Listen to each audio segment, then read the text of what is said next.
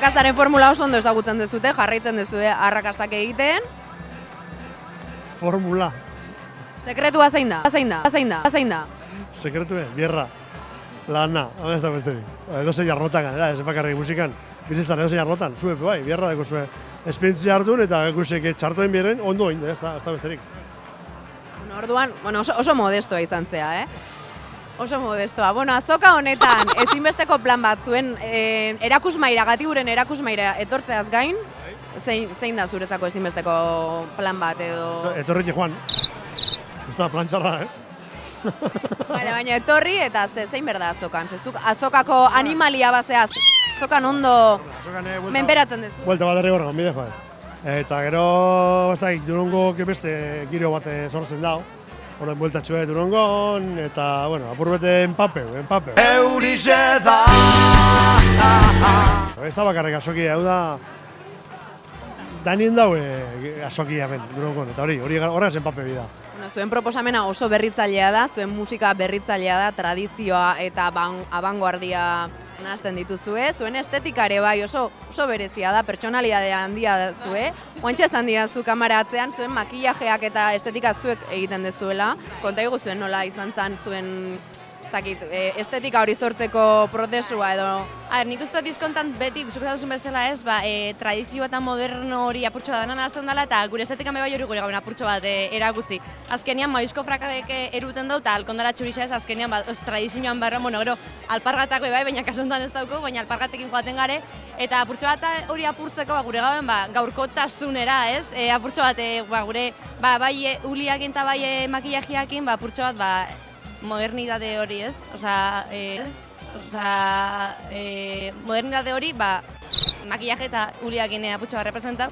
Eyeliner hori egiten zenbat, luze jungo da prozesu hori makillatzekoa edo nola? Truko hartu diozue. Batzuk esku gaitxa doki bestatzu baina, da nahi zan bidea. Topaleku handia da Durangoko azoka, sortzaileak zaudetetlako hemen. Gaur bada momentua, edo azoka bada momentua kolaborazio berri bat edo sinergia berri bat sortzeko. Bai, denbora asko pasatzen dugu musikeren artean beste taldeekin eta bai, da konexio bat egiten duela, hortarako ere balio du asko azoka guretako, pixkat gure urteroko bilgunea baitaz, eta azken finean hemendik sortzen dira askotan kolaborazio ideiak eta hori, ez da dena gauzatzen ondotik, baina bederen ideiak sortzen dira, eta batez ere askotan gauean sortzen dira ideiak, eta gero ikusta da biagamunean gauzatzen diren. Gauean zerbeza batzurekin edo nolakoak izaten dira sinergia horiek, gaueko kolaborazio proposamen horiek?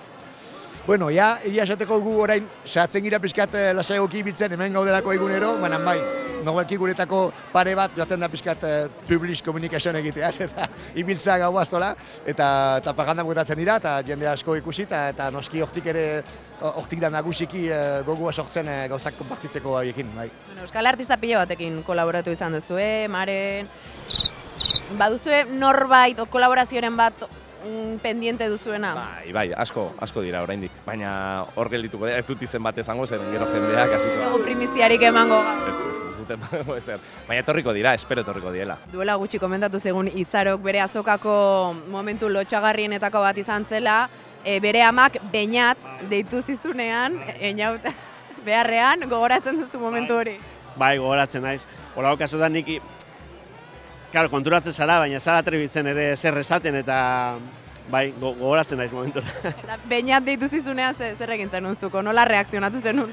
Zer ez, Einaut deitu izan balida zela, ez da, konturatu nintzen erratu inzala eta, ez da zer gertatzen.